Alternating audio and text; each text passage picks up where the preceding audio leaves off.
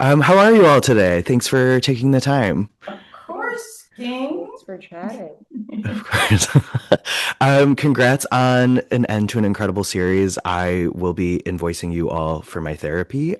Oh my. Ruined my life a little bit. Also, congrats on setting the record for the most nominations for a comedy series in a year. How are we feeling to go out on a high like this? Really It's good.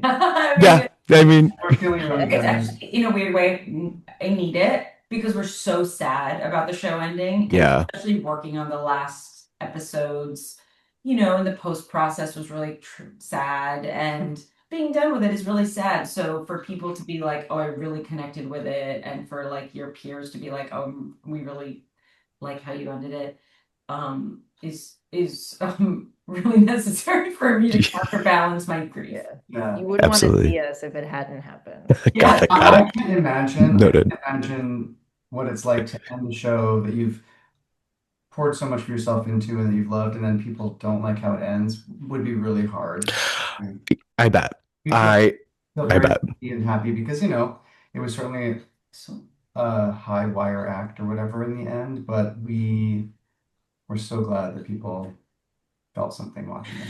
Oh yeah, you all nailed it. I specifically loved the the grappling of Deborah, like weighing the options of going out on her own terms versus making art with her best friends. And it kind of made me think, like, I feel like you all kind of got to do both. You got to go out on your own terms and make art with people you are very close to. Like, what did that mean getting to do that? And get to do the best of both worlds, so to speak.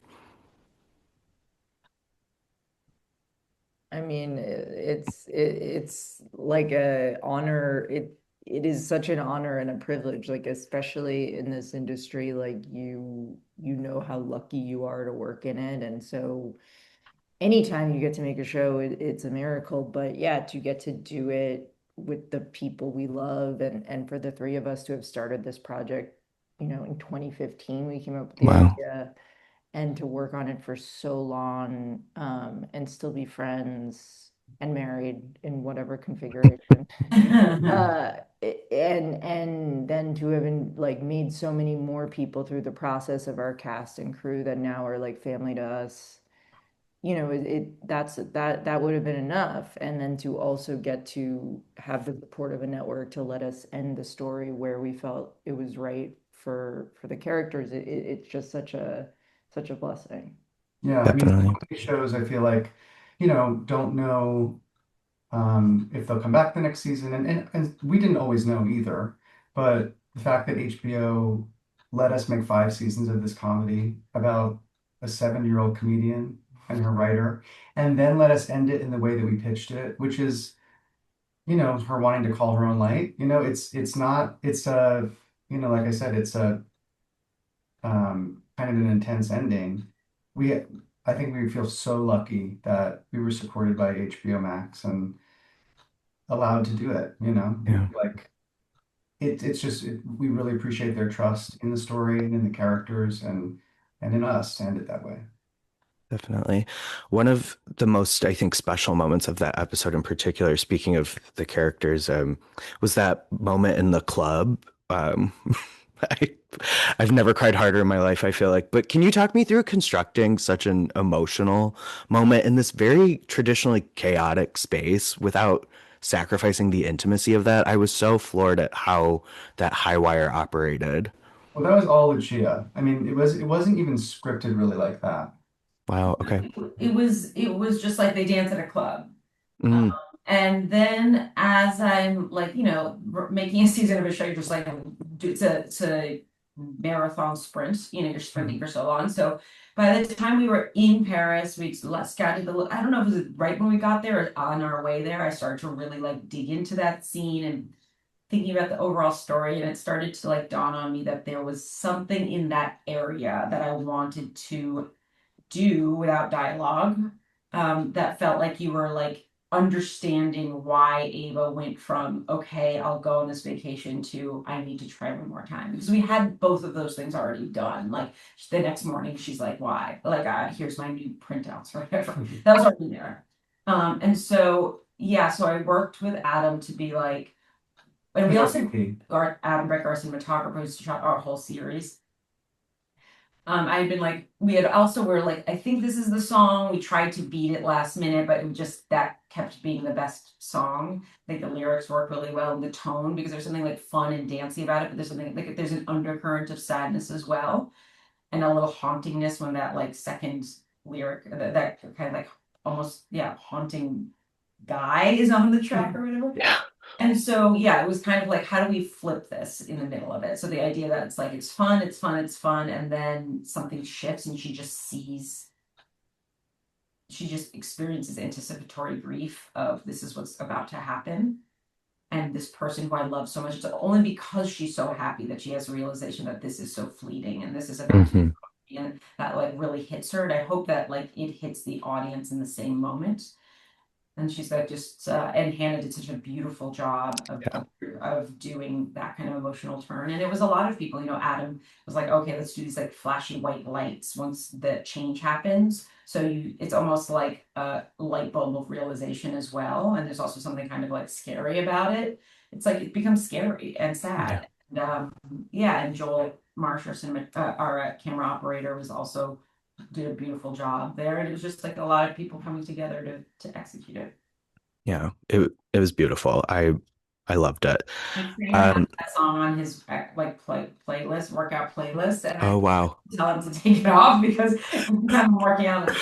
Then that comes on and I have to go somewhere else for Yeah. 3 minutes. I also had to take it out of my rotation because I was like crying at work about it. It's such a I love a dancey song that also is like sneakily sad. So We Yeah. listen to a lot of Robyn because she has that too. yeah. You know what I mean? She has a lot. Yeah. Yeah. And that's, I think, actually representative of the show. We wanted to make a hard comedy that also had a lot of emotion and like that there was a lot of that there was sadness too, because that's real life. And so we were so lucky that our show was about a stand-up comedian, so we could make hard comedy jokes, but then also show the real life of this woman. And so that song is very emblematic, as I feel a lot of Robin's music is, of having joy, but also having a lot of pathos, having like Yeah. a lot of emotion underneath it. Like, Yeah. you know, Deborah in the show is knocked down millions of times and gets up every time. And it's like she's dancing through grief, even in just doing what she does as a female comedian. Mhm. Absolutely. Absolutely. Um, just to pivot a little off of Deborah, I have a soft spot for Jimmy and Kayla. I used to be a talent agent before COVID. Oh, So wow. I find them quite stressful and hilarious. I know that was a relationship you kind of found more as the show went on, as opposed to like knowing who Deborah and Ava was. Was there an ending kind of anything like you imagined it would be? How did it differ from maybe where you initially saw them? I don't know if we really had like here's where they go in the initial pitch, did we? I No. feel like it was just No, yeah. The way that Deborah and Ava were so carefully arced out, Jimmy and Kayla are a nice kind of counterbalance to that, where we didn't have as much like planned out, but through the discovery of Paul and Meg's amazing chemistry through the show, it just became a thing where it was like, oh, these characters we just wanted to keep writing for and enrichen them and follow their journey. And in a really nice way, they became this sort of like shadow of the Deborah Ava duo. They're their own unlikely duo that makes each other better, even though they drive each other crazy. Well, one of them drives one of them crazy. And so it was, yeah, that was a real, it's a nice thing because you can plan so much in a show, but then you also need to be open to discoveries as you're making it. And one of the greatest discoveries you can make is like, oh, these two characters have insane, incredible chemistry. Let's capture that more and showcase that more. Definitely. Paul, for you as a performer, did Jimmy specifically like teach you anything or help you like maybe evolve from start to finish? Yeah, I mean, well, I think the thing that Jimmy allowed me to do just as a performer, Jimmy is the straight man. And so, Yeah. the comedic foil's job is to set up the sort of chaotic character.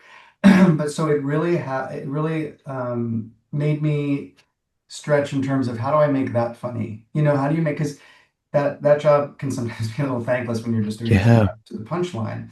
But I think it really allowed me to find ways to be funny as the straight man, but also, you know, we got to discover so much because Meg is such a dynamic performer. She's so great that it also meant we had to keep up with each other, so I always had to return the serve.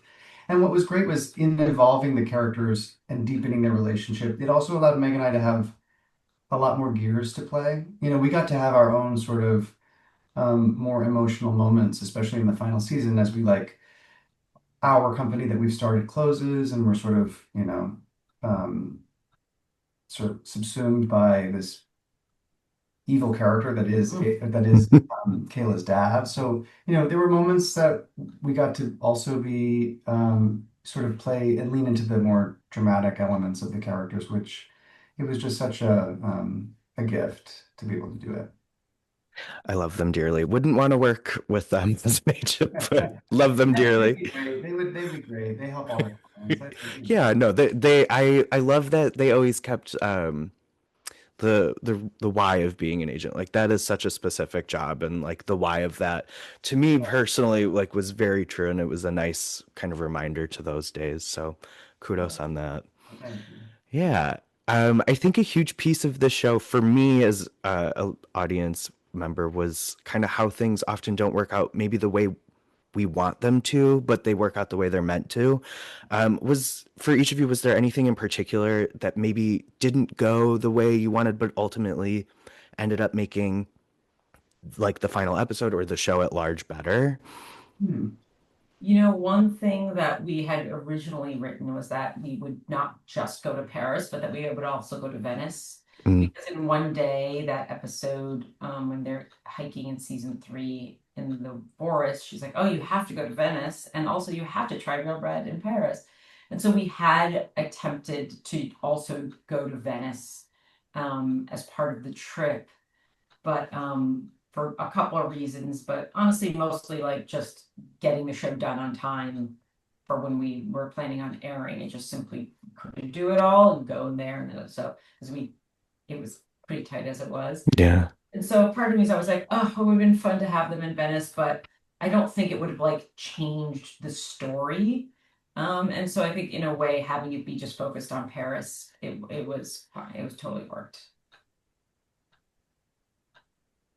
definitely. Trying to think of anything else. That's a great question. Yeah. It's a The great show is question. I about mean, changing, Yeah. Yeah. changing, but also maybe for the better.